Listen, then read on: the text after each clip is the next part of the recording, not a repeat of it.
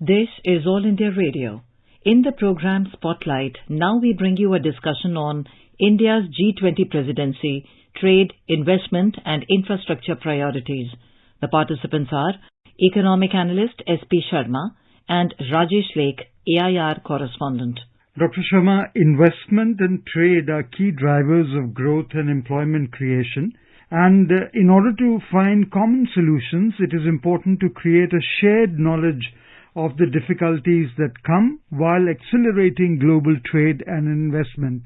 On this backdrop, how significant is the first Trade and Investment Working Group meeting under India's G20 Presidency? And this is being held from today onwards in Mumbai. I would like to mention that this is very important trade summit because India is a growth leader in the G20 countries and moving ahead with the fastest growth trajectory among all the G20 countries. And as US is the largest economy, India is the fastest moving economy in the G20 countries. So going ahead, we have a lot of aspirations. We have a lot of work to do in the trade and investment trajectory of the country. As now our exports are becoming more and more visible, and we have great target to achieve $1 trillion in the merchandise and $1 trillion in the services exports by 2030. So such kind of developments like the trade and investment summits becomes more and more important for the growth of the economy and expansion of the trade trajectory. So I believe this is a great moment and this is a great summit to move forward to become more and more visible in the G20 countries, and not only in the G20 countries but across the world, because majorly our exports are more than 60% exports are towards the G20 countries, and G20 countries contribute more than 80% in the global trade and 90% in the global GDP. So our connectivity and our expansion and our and our strength with the G20 countries becomes more and more important to strengthen our external indicators such as exports, imports, investments and the related activities. In the current scenario where banking sector is in focus, how will the discussion on the role of banks, financial institutions, development finance institutions and export credit agencies help in closing the trade finance gap? Our banking sector is very resilient actually since the last many years. We start from, you can say, from the Lehman crisis, we were very, very strong, and though financial markets were impacted by the global financial crisis of the 2008, but the banking sector remained resilient.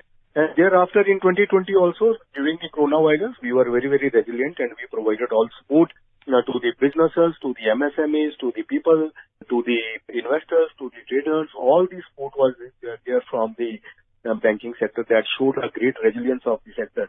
Going forward now, when we are moving ahead with the great growth trajectory and the exports are becoming more prominent, and the role of trade to strengthen the banking sector becomes more and more important because we attract forex through our trade. So when we have a good number of forex reserves, then that also provides a great strength to the banking sector. And second, recently we have allowed the rupee transactions in the international transactions in more than 18 countries. So that is also providing a great strength to the banking sector when it becomes more and more visible and transactions become more deep, then definitely our banking sector is going to become more strong and to face the global challenges. So, Dr. Sharma, if we were to explain in simple terms, what is the role of export credit agencies in bolstering trade finance? Yes, export credit agencies are very important at this juncture because now global growth trajectory is impacted by so many developments and shocks, like earlier that was impacted by the coronavirus, and thereafter Russia-Ukraine war. So at this juncture, the security, particularly the agencies which are providing the insurance and which are providing the credit to the exporters, they have to play a major role in the resilience and the strength of the exports. So I would say that these institutions must be more strengthened with the policy environment and with the financial resources so that they are able to tackle any kind of challenge created by the global economic and trade environment. And the meet is likely to discuss the necessity of digitalizing trade finance by collaborating with multiple parties to develop cutting-edge technologies for completely overhauling the trade ecosystem. So, Dr. Sharma, how significant will it prove to lay a foundation for the future changes? Yes, because trade finance is very, very crucial issue as many economies or many businesses are facing the problem of the working capital and financial issues particularly after the coronavirus and again after the Russia-Ukraine conflict. So trade finance becomes crucial to move forward and to become more resilient in the international market arena. So I would say that the global consensus on the trade finance is very, very important at this juncture to support the exporters, to support the importers, and to enhance the trajectory of trade, which is ultimately to create welfare activity across the countries. So as I understand, what you're saying is that the trade finance promotes economic development and is essential for maintaining international trade flows and mitigating risks associated with tight liquidity. If that be the cause, Dr. Sharma, then what are the causes of trade finance gaps, including reduced credit line support in the private sector and inflation cuts into bank lending limits, and how will this be resolved? I think major causes can be attributed to the shocks that come without any indication, like after the coronavirus, there is escalation in the global commodity prices and inflation that was not anticipated in much higher trajectory by many economists or the policymakers. But that gave a major shock to the many economies, and they were forced to increase the policy rates that impacted the trajectory of consumption. And that's why the gap which is required by the exporters and which is provided by the institutions becomes widened trajectory. So, and the second thing is the shocks, like during the Russia-Ukraine war that both the countries are in the conflict, and that was not anticipated earlier. And then there were some failures, like in Sri Lanka, the economy faced and is facing so many challenges, and some other countries are also facing such kind of. So trade trajectory with these countries is also impacted by such shocks. So that's why the anticipated support by the institutions becomes challenged because of the requirements for the trade finance and the availability of the resources with such institutions. So that creates a gap between the requirement and the support to be provided by the institutions. So I believe the countries and the institutions are working on it, and they will come out with a proper resilience model which is supporting in all the such kind of shocks.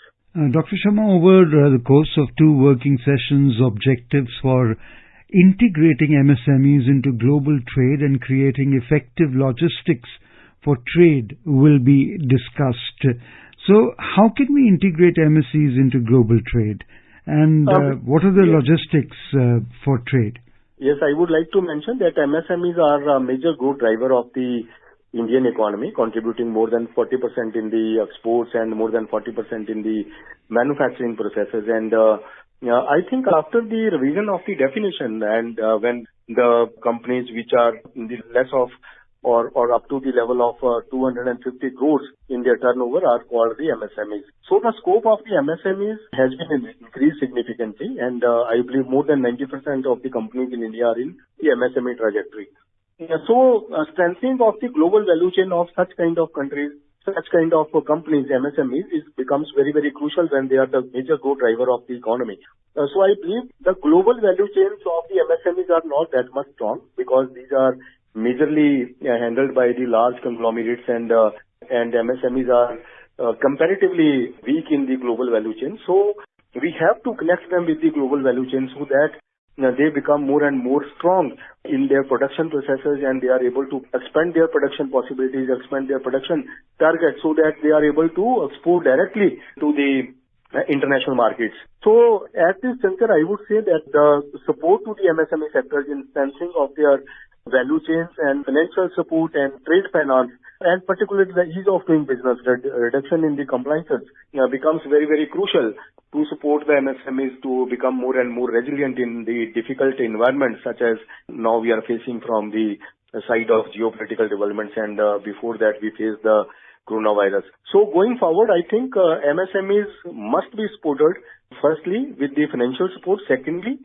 in the processes of the global value chains, and thirdly reduction in the compliances, because sometimes the compliances are very, very tedious and they impact the growth of the MSMEs. So these three things are very, very important. First is related to the financial support. Second is related to their marketing activities, like connecting them with the global value chains. And third is the ease of doing business, like reducing the compliances for the MSMEs. Dr. Sharma, the headwinds that are being faced by the banking sector worldwide, will it bring about change in the group's aim and objective?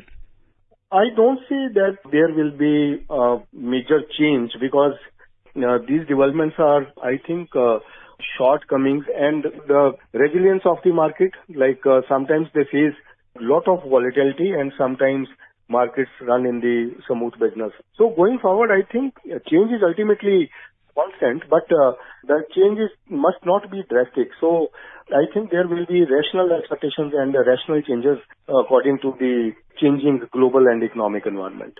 And amid the burgeoning population, how the governments and the infrastructure sector is likely to address the Herculean task of building inclusive, resilient and sustainable cities?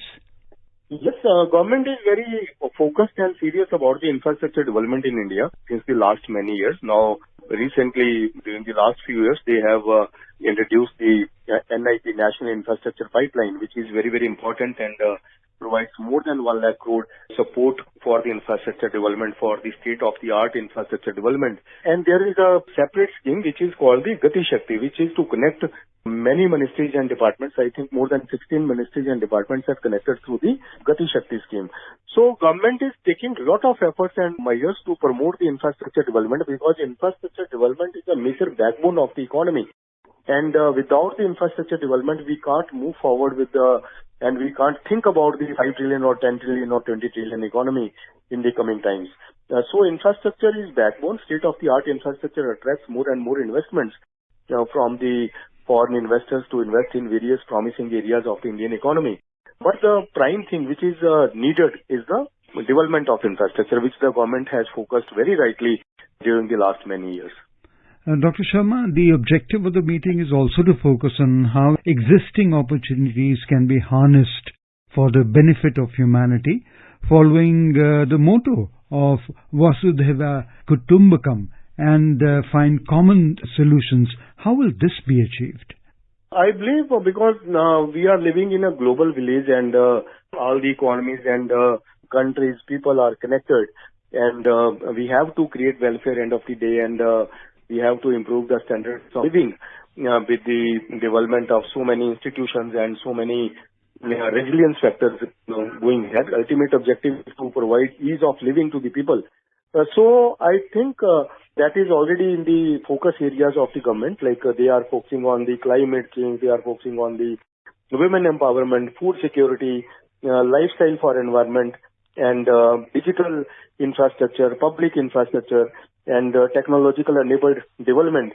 So all these areas are already in the focused areas of the G20 countries, and these are also needed at this juncture after the so many shocks of starting from Lehman crisis to the coronavirus and the post-pandemic developments like geopolitical conflicts.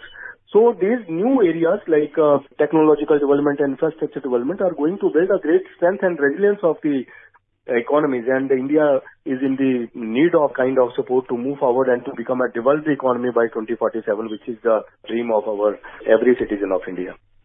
Thank you so much, Dr. Sharma, for throwing light on the first Trade and Investment Working Group meeting under India's G20 Presidency. Thank you for being with All India Radio. Thank you. You were listening to a discussion on India's G20 Presidency, Trade, Investment and Infrastructure Priorities. The participants were Economic Analyst S.P. Sharma and Rajesh Lake, AIR Correspondent. This program was produced and presented by the News Services Division of All India Radio. You can listen to it on our mobile app, News on AIR. This program is also available on our YouTube channel, News on AIR Official. You may share your feedback about this program through email at airnsttalks@gmail.com or WhatsApp on 9289094044.